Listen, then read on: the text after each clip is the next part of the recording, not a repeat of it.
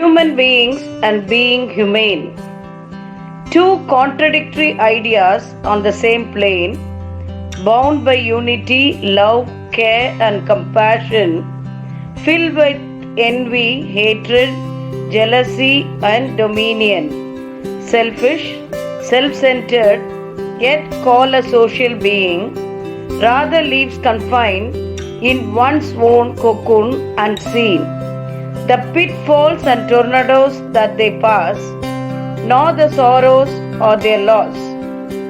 A very word would revive their spirits, of course, a hand to hold, instead being satiric. Ironic to see them beside when dead, to lament and shed tears that bled. What a mockery feelings are staged, and on a scale gauged.